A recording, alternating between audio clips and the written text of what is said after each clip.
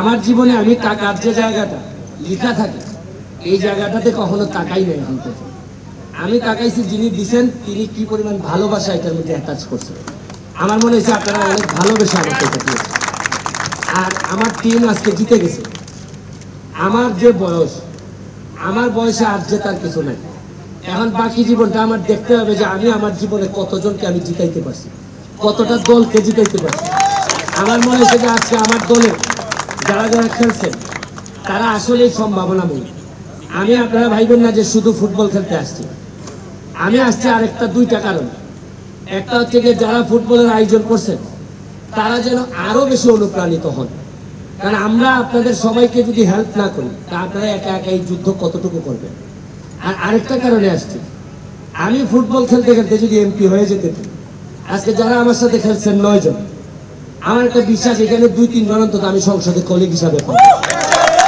এদেরকে মানসিক সাপোর্ট দেওয়ার জন্য আমি আসছি।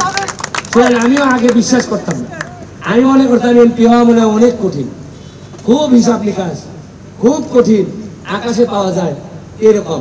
কিন্তু আমি এবার জেতার পর আমার কাছে মনে হয়েছে বিশ্বাস করো, হৃদয় দিয়ে যদি কোনো কিছু চাওয়া যায় আর ঘাম দিয়ে যদি গোসল করতে শিখে যাও, বিশ্বাস করো স্বয়ং বিধাতা আমাদেরকে সহযোগিতা করে। এবং এটা আমি আমার নির্বাচনে টের পেয়েছি।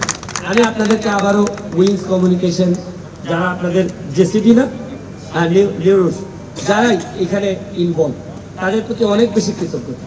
আপনারা শুধু আয়োজন করছেন তা না, আপনারা একটা যুদ্ধে অংশগ্রহণ করলেন। ফুটবলটা আইসিইউতে চলে গেছে।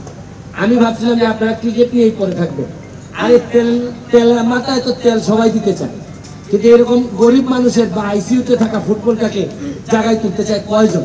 আবার যদি দাওয়াত দিন অবশ্যই আসবো। আপনারা আমার দুর্বল সাইডটা মনে এখনো বুঝেন নেই, আমারে বলবেন যে যেখানে নিতে চান বলবেন যে একটা ফুটবল ম্যাচ আছে, চলো। Thank you.